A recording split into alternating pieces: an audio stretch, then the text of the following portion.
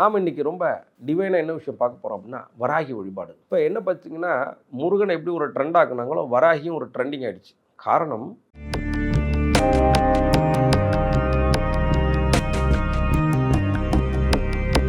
ரகசிய உண்மைகள் சேனல் நேயர்களுக்கு பாலரத்னகுமாரின் பணிவான வணக்கங்கள்.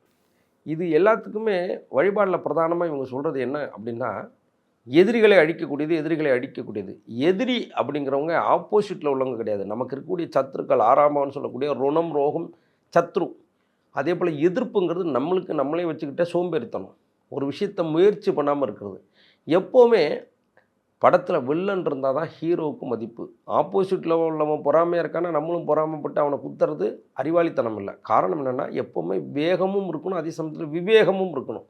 அப்போ எதிராளியை தன்னுடைய கரங்களால் அழிக்காமல் அதை கன்வெர்ட் பண்ண ஒரே கடவுள் யாருன்னா முருகப்பெருமான் தான். அப்போ அவரை வழிபாடு பண்ணுறது ஒரு ட்ரெண்டு ஆன மாதிரி வராகியை வழிபாடு பண்ணுறதுல ஒரு ட்ரெண்டிங் ஆகிடுச்சு. பொதுவாகவே வராகிக்கு பேரே பார்த்திங்கன்னா பிழை பொறுத்தருளாத அம்பிகை.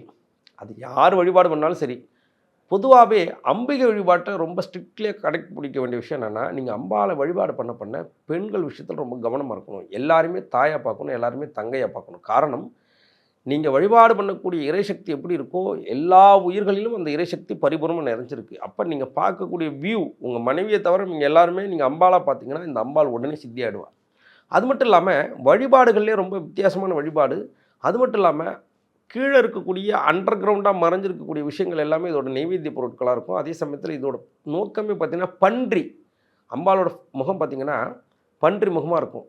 காரணம் என்னென்னா, பன்றிக்கு தான் கழுத்து கிடையாது. நீங்கள் சூரியனை பார்க்கணும், அது ஆகாயத்தை பார்க்கணுன்னா கூட ஒரு குழியை தோண்டி குழியிலிருந்து தான் பார்க்கும். ஏன்னா அதுக்கு கழுத்து கிடையாது. அப்போ ஒரு ஸ்டேஜுக்கு மேலே ரொம்ப ரகசியமான விஷயங்கள், அதே மாதிரி கர்மாவை உடைச்சி எடுக்கக்கூடிய விஷயத்தில் ரொம்ப ஹெல்ப் பண்ணக்கூடிய தெய்வம் தான் வராகி. வராகி பார்த்திங்கன்னா ராஜராஜேஸ்வரியோட பிரதான படைத்தளபதி அஸ்வாரூடா அப்படின்னு சொல்லிட்டு வராகியில் நிறைய வராகி இருக்கா. அஷ்டவராகி அப்படில் பார்த்திங்கன்னா சொப்பன வராகி இருக்கா, அதேமாதிரி மகாவராகி இருக்கா. ரூபங்கள் வேறுனாலும் குணம் ஒன்று தான். காரணம் என்னென்னா, எப்போவுமே நீங்கள் வழிபாடு வீட்டில் பண்ணுறீங்க, ஒரு ராஜராஜேஸ்வரி வழிபாடு பண்ணுறீங்க, ஒரு பாலா வழிபாடு பண்ணுறீங்க, அம்பாவை பரிபூர்ணமாக வழிபாடு பண்ணிங்கன்னா எப்போவுமே உங்கள் வீட்டுக்கு உங்களோட குறைகளை பிரைம் மினிஸ்டர் கேட்டு போக மாட்டார்.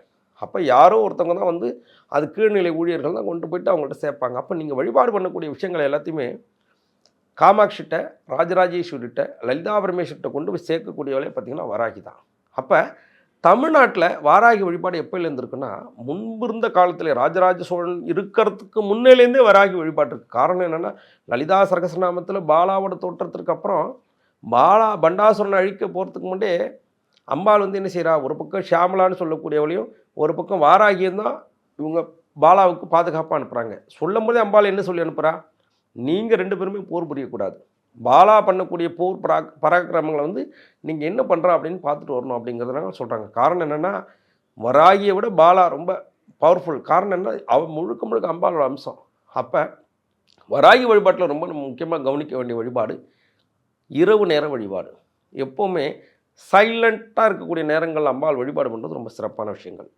வராகிக்கு ரொம்ப பிடிச்ச உணவுகள் என்னென்னா, பூமிக்கு கீழ் விளையக்கூடிய உருளைக்கிழங்கு, அதே போல் பார்த்திங்கன்னா பூசணிக்காய், அதே போல் பீட்ரூட், அதே போல் பேரிச்சம்பழம், தேன், இந்த மாதிரி விஷயங்கள், கிழங்கு வகைகள் அம்பாளுக்கு ரொம்ப பிடிக்கும். அப்போ யாரெல்லாம் வராகி வழிபாடு பண்ணுறாங்களோ கேரட், இந்த மாதிரி விஷயங்களை நீங்கள் வச்சு அம்பாளுக்கு நைவேத்தியமும் பண்ணுறது.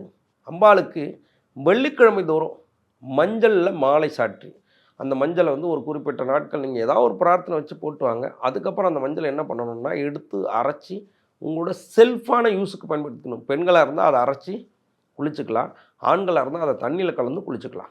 ஸோ இது பண்ணும்பொழுது நீங்கள் வராகி உபாசனை வாங்கியிருக்கீங்க, வராகி தீட்சை வாங்கியிருக்கீங்க அப்படின்னா, நீங்கள் என்ன செய்யலாம்னா, சாம்பிராணி புகை போடும்பொழுது இந்த மஞ்சள், சாதாரண மஞ்சள் கிழங்கு அரைச்சி அது தூபமாக போடலாம். அதே போல் பார்த்திங்கன்னா, இல்லைன்னா ஒரு கப்பு சாம்பிராணி ஏற்றிட்டு ஒரு மஞ்சள் கிழங்கு தூக்கி உள்ளே வச்சுக்கணும். அப்படியே எரிஞ்சு வீடு ஃபுல்லாக மஞ்சள் வாசம் அப்படியே புகை ஃபுல்லாக வரும். இதை நீங்கள் சுவாசம் பண்ணிக்கிட்டே நீங்கள் மந்திர ஜபம் பண்ணுறது ரொம்ப சிறப்பான பலன்களை கொடுக்கும். ஜபங்களில் ரொம்ப சிறப்பாக இருக்கக்கூடிய மணிகள் பார்த்திங்கன்னா ஸ்படிக மணி. ஏன்னா ஸ்படிகம் தான் கிளியர் குவார்ட்ஸ்னு சொல்கிறாங்க. அப்போ இந்த மணியை வச்சு ஜபம் பண்ணும்போது, ஏன்னா கிறிஸ்டல்ஸ் தான் மந்திர சக்தியை உள்ளே இழுக்கக்கூடியது. ஏன்னா எல்லா ஆதீன பீடங்கள்லையும் பிரதானமாக இருக்கக்கூடிய தெய்வங்களை விட ஆத்மார்த்த மூர்த்தியாக வழிபாடு பண்ணக்கூடிய தெய்வங்கள் எல்லாமே ஸ்படிகம் தான். அது வந்து சிருங்கேரி சாரதா பீடமாக இருக்கட்டும், காஞ்சி காமகோடி பீடமாக இருக்கட்டும். ஏன் அப்படின்னா, அவங்க எல்லாமே பார்த்திங்கன்னா இறைவனை சந்திரனாவே வழிபாடு பண்ணுறாங்க. ஏன்னா அம்பிகைக்கு ரொம்ப முக்கியத்துவம். அதே மாதிரி உலகத்தில் பார்த்திங்கன்னா சிவபெருமான் சிவனை நோக்கி எல்லாரும் தவம் பண்ணுறாங்க. ஆனால் சிவன் யாரை நோக்கி தவம் பண்ணுறாருன்னா சக்தியை நோக்கி தான் தவம் பண்ணுறாரு. அப்போ சக்தி தான் உலகத்தில் ரொம்ப பிரதான தெய்வம். உடம்புக்குள்ளே அந்த சக்தின்னு சொல்லக்கூடிய எனர்ஜி இருந்தால் தான் இந்த உடம்பு வேலை செய்யும். அப்போ வராகி வழிபாடில் ரொம்ப முக்கியமான விஷயங்கள் ஜபங்கள். எந்த அளவுக்கு இறை வழிபாட்டில் புற வழிபாடை விட எவன் ஒருவன் இறைவனை உள்ளார்ந்து பார்க்கக்கூடியதோ பார்க்குறாங்களோ அவங்க தான் சீக்கிரம் இறைவனை அடையலாம். என்னோட அனுபவத்தில் நான் சொல்கிறது என்னென்னா, புற வழிபாடு ஆரம்பத்தில் தான் தேவை. ஏன்னா ஒரு எல்கேஜி யூகேஜி ஸ்டூடெண்ட்டு ஒரு 5th ஸ்டாண்டர்ட் வரைக்கும் தான் ஏபிசிடியெல்லாம் இவங்க எழுதணும், படிக்கணும், போகணும், வரணும். அப்போ ஹையர் எஜுகேஷன் சொல்ல வரவங்களுக்கு போய் ஏபிசிடி கற்றுக் கொடுக்கணும்னு அவசியம் இல்லை. அவங்க ஃப்ளூயண்ட்டாக இங்கிலீஷ் பேச போகிறாங்க, தமிழ் பேச போகிறாங்க, ரைட் பண்ண போகிறாங்க, ரீட் பண்ண போகிறாங்க. அப்போ கொஞ்சம் கொஞ்சமாக தன்னை மாற்றிக்கிட்டு வெளியில் இருக்கக்கூடிய அண்டத்தில் உள்ளதே பிண்டத்தில் உள்ளது. அப்போ இறைசக்தியானது எந்த இடத்துல வேலை செய்யும்? த்ரோட் சக்கராவில் அம்பாள் பரிவமாக இயங்க ஆரம்பிச்சிடும். ஏன்னா த்ரோட் சக்கராங்கிறது இந்த பக்கம். அப்போ இந்த பக்கத்தை இயக்கக்கூடிய வாராகி தான். அப்போ வாராகி வழிபாடு ரொம்ப எப்படி சொல்கிறதுன்னா, கரெக்டாக இருக்கவங்களுக்கு பிரமாதமாக வேலை செய்யும். எப்போவுமே நித்திய கர்மங்களில் வந்து பார்த்திங்கன்னா, நீங்கள் வந்து அம்பாள் வழிபாடு அம்பிகை வழிபாடை என்றைக்கு நீங்கள் ஸ்டார்ட் பண்ணுறீங்களோ அப்போ பிறருக்கு தீங்கிழைக்காமை, பிறர்மனை நோக்காமை, இன்னொருத்தவங்க பொருள் மேலே ஆசைப்படாது. அது மட்டும் இல்லாமல் அனைத்தும் நீயே. எப்போவுமே ஒரு வழிபாட்டில் நீங்கள் ரொம்ப முக்கியமான விஷயம், அம்பாள் நிறைய சோதனைகளை கொடுப்பான்னு எல்லோரும் சொல்லுவாங்க. அம்பாள் மட்டும் இல்லை, எந்த இறைசக்தியை நீங்கள் நோக்கி பயணம் பண்ணாலும் சோதனைகள் வரும். இது எதுக்கு அப்படின்னா, கர்மா காலச்சக்கரங்கிற விஷயத்தை நீங்கள் இன்னும் 10 வருஷம் அனுபவிக்கணும்னா நீங்கள் இறைவனை வழிபாடு பண்ண அந்த சக்கரம் இறைவன் ஒரு சீக்கிரமாக சொல்லிட்டு விட்டுவார். அப்போ 10 வருஷம் நடக்க வேண்டிய பிரச்சனைகள் எல்லாம் 2 வருஷத்தில் முடிஞ்சு 3வது வருடம் நீங்கள் சிறப்பாக இருக்க போகிறீங்கன்னு அர்த்தம். அப்போ இவங்க என்ன செய்கிறாங்க, ஒரு 6 மாதம் ஒரு தெய்வத்தை வழிபாடு பண்ணுறது, அடுத்த ஏதாவது ஒரு யூடியூப் சேனலை பார்த்துட்டு அந்த தெய்வத்தை வழிபாடு பண்ணுறது. இது எப்படின்னா 10 அடியிலே போட்டு தண்ணி வரலன்னு சொல்கிற கதை. ஒரே இடத்துல 1000 அடியோ இல்லை 100 அடியோ போடும்போது எப்படி தண்ணி பீறிட்டு அந்த நமக்கு தண்ணி பயன்படுமோ, இறைவனை உண்டென்று தெய்வம் உண்டென்று அப்படிங்கிற ஒரே தெய்வம் விட்டுச்சிங்கன்னா வரும். காரணம், இதுக்கு உங்கள் ஜாதகத்தில் 5ஆம் அதிபதியும் 9ஆம் அதிபதியும் சப்போர்ட் பண்ணணும். இப்போ வராகி வழிபாடு மட்டும் இல்லை, உங்களுக்கு எந்த தெய்வம் கொடுக்கும் தெய்வம், எந்த தெய்வம் ஆசீர்வதிக்கும் தெய்வங்கிறது இருக்குது. அப்போ ஜாதகத்தில் உங்கள் ஜாதகத்தில் 5ஆம் பாவாதிபதி என்ன நட்சத்திரத்தில் இருக்காரோ அதே போல் 9ஆம் அதிபதி இதை ரெண்டையும் காம்பினேஷன் பண்ணி ஒரு தெய்வம் எடுத்தால் அவங்களுக்கு அந்த தெய்வம் உதவியாக இருக்கும். இப்போ வராகி வழிபாடு பண்ணக்கூடியவங்களுக்கு சுக்கிரன் புதன் நினைவு கண்டிப்பாக இருக்கும். 5ஆம் அதிபதி சுக்கிரனோடு சேர்ந்திருந்தாலோ இல்லை சுக்கிரன் வந்து பலமாக இருந்தாலும் அவங்க ஜாதகத்தில் இல்லை, புதன் பலமாக இருந்து ரெண்டும் ஒன்றா சேர்ந்திருந்தாலும் கூட சந்திரனும் சூரியனும் சேர்ந்திருந்தால் அவங்களுக்கு வராகி வழிபாடு மிகச்சிறப்பாக வேலை செய்யும். வராகி வந்து ஆயில்ய நட்சத்திரமாகவும் வேலை செய்வாள், அதே சமயத்தில் கேட்டை நட்சத்திரமாகவும் வேலை செய்வாள்.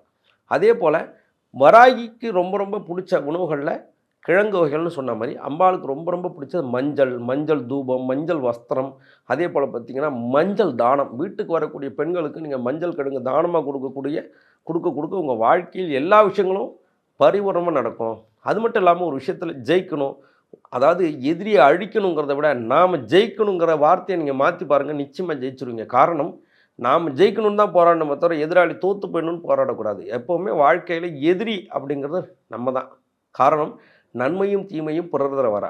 இன்னொருத்தவங்க நாம் கெடுக்காமல் இருந்து இன்னொருத்தவங்களை நம்ம மேலே பொறாமப்படாமல் இருந்தாலே நாம் ஜெயிக்கலாம். அப்போ வராகி வழிபாடு இரவு நேரங்களில் செய்யக்கூடிய பூஜை. அது மட்டும் இல்லாமல் வராகிக்குன்னு நிறைய பிரத்யோக மந்திரங்கள் இருக்குது. சிறப்பான குருவின் மூலம் வாங்காத தீட்சை, குரு தொட்டு காட்டாத வித்தை சுட்டு போட்டாலும் வராது. அப்போ யார் தமிழ்நாட்டிலே சிறப்பான வழிபாடு பண்ணியிருக்கா, யார் எந்த நிலையில் இருக்காங்க, அவங்க வராகியை சித்தி பண்ணியிருக்காங்களா அப்படின்னு அவங்ககிட்ட கேட்டு நீங்கள் வழிபாடு பண்ணுறதை வழக்கமாக வச்சுக்கணும். பல பேர் என்ன செய்கிறாங்க, இந்த கோயிலுக்கு போய் ஒரு ஃபோட்டோ வாங்கி வச்சுக்கிறாங்க, அந்த கோயிலுக்கு போய் ஒரு வழிபாடு வாங்கி வச்சுக்கிறாங்க. காரணம், எல்லா தெய்வங்களுக்கும் வழிபாடும் நேரமும் காலமும் ஒன்றா இருப்பதில்லை. காரணம், முனீஸ்வரனுக்கு போய் பூஜை போடுறீங்கன்னு வச்சுங்க, அவர் அசைவ பலி ஏற்றுக்குவார். இதே அம்பிகை வழிபாடு சைவ தெய்வங்களாக இருக்கும். அப்போ குழந்தைங்களுக்கு வந்து பார்த்திங்கன்னா 10 இட்லி கொடுத்தா சாப்பிடுமா, அதே போல் பெரியவங்களுக்கு 2 இட்லி கொடுத்தா 10மா. அப்போ எந்த தெய்வங்கள் எப்படி நீங்கள் வழிபாடு பண்ணுறீங்களோ அதுக்கான விஷயங்கள் நீங்கள் கொடுக்கும்போது இறைவன் உங்களை தேடி வருவார். காரணம், எனர்ஜி லெவல் அப்படிங்கிறது குழந்தைக்கு 3 வயசு குழந்தைக்கு ஒரு மாதிரி இருக்கும், 16 வயசு பையனுக்கு ஒரு மாதிரி இருக்கும், 20 வயசு ஆணுக்கு ஒரு மாதிரி இருக்கும், ஒரு 40 வயசு ஐயா அந்த மாதிரி ஸ்டேஜில் உள்ளவங்களுக்கு வரும். அப்போ ஒரு தெய்வத்தை நீங்கள் வழிபாடு பண்ணுறதுக்கு ரொம்ப முக்கியமான காரணம் மனமது செம்மையானால் மந்திரம் தேவையில்லை. அப்போ அந்த மனம் செம்மையாவதற்கு மந்திரம் தேவை. அந்த மந்திர வழிபாடுகள் ப்ராப்பரான குருவின் மூலமாக வாங்கி வராகியின் அருளை பரிபூர்ணமாக பெறுக. நன்றி. வணக்கம்.